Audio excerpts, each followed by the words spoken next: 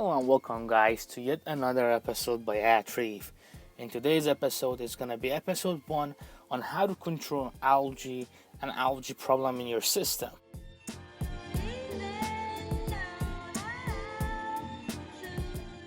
Now the first thing that you need to do is to rethink your water change. Water change is one of the most important aspects of controlling algae and nuisance algae that you don't want, and the only way that you can control algae is by doing proper water change.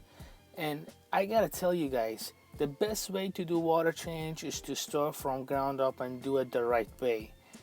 And the best way that you can do is prepare your water with RODI water. Now for me myself personally, I have the BRS Deluxe 6-stage universal RODI system, and this thing is a beast. When it comes to water change, RODI system is the best thing that you can do and use. Now this filter removes everything from your water and makes it pure H2O. And I have to tell you guys, I've been using this RODI unit for over 2 years and it has not failed on me. Now the next step is to isolate your rocks from your aquarium. If you have a big of an algae issue and you need to control it, the best way is to remove the sun from it. Now in our guys' case, in a Rethink aquarium, our case, the sun is the light source.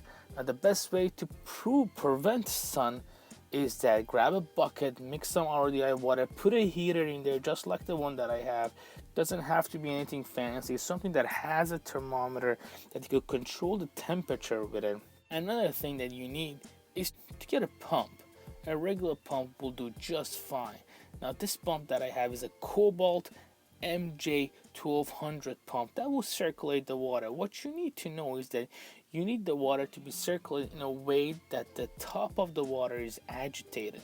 As long as the water's surface is agitated, that means that it gets plenty of oxygen, there's plenty of water movement, and that's it.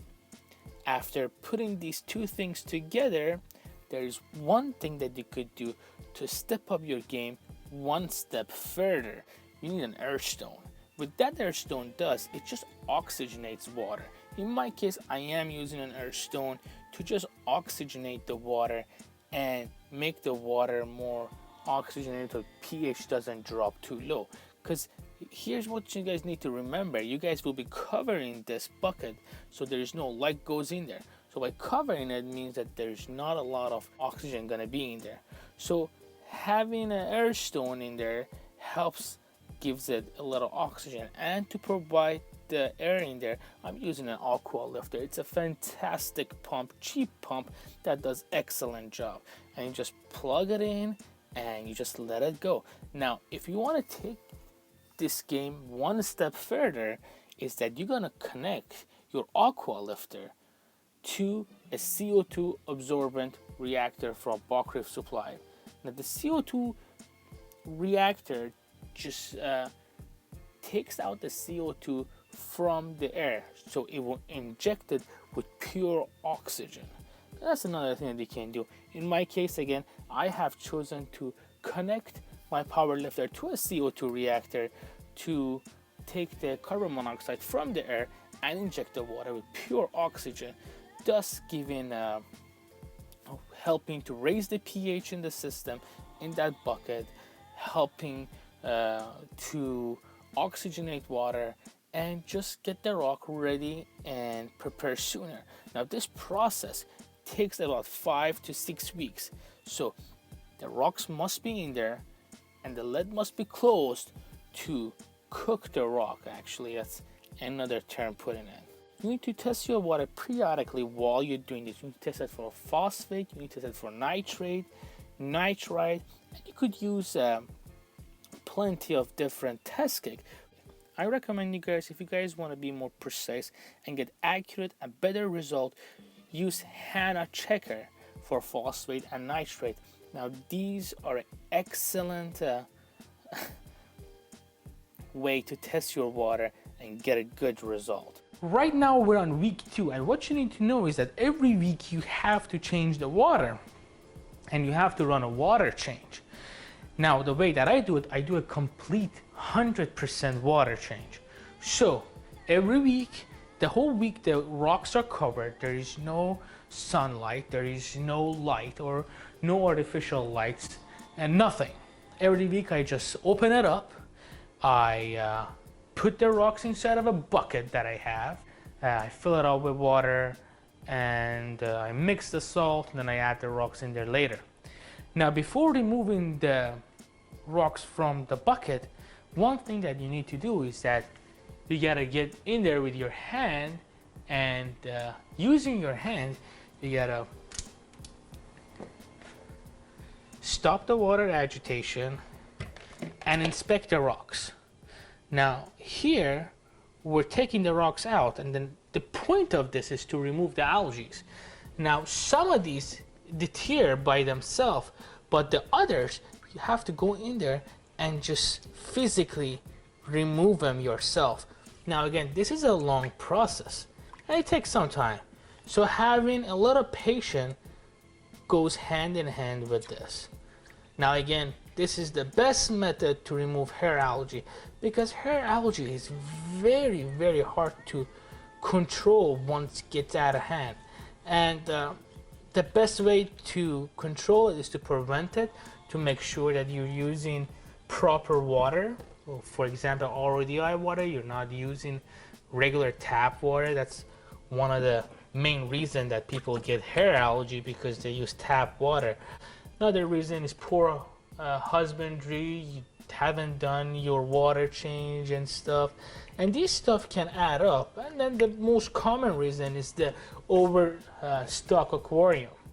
So these are all reasons that you have to consider, and keep in mind, even though if you fix this and get rid of this problem and don't figure out why was the reason that you got this problem in the first place, you're never going to be able to fix it, and it's just going to come back over and over and over again.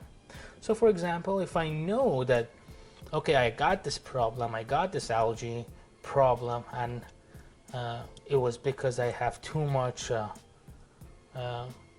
have an overstocked aquarium. Okay, now I know the problem, I know that I can't get rid of my fish, so what I can do is do more water change, clean my rocks, clean my sand, and take it from there.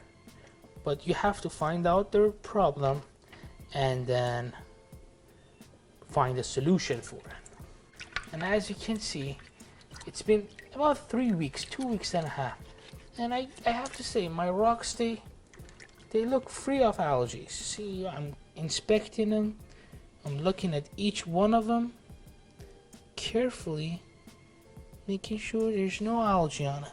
If I see an algae, I just try to take it off of there. Now you guys need to remember that even though that you don't have your rock in your system still cannot be neglected, and you have to take care of your system. So plus changing the water inside of the bucket where your rocks are stored, you have to do your maintenance on your aquarium as well. So what that means is that clean the back of your aquarium, clean the glass, do a water change, clean the sand, and make sure there is no algae settling inside of your tank.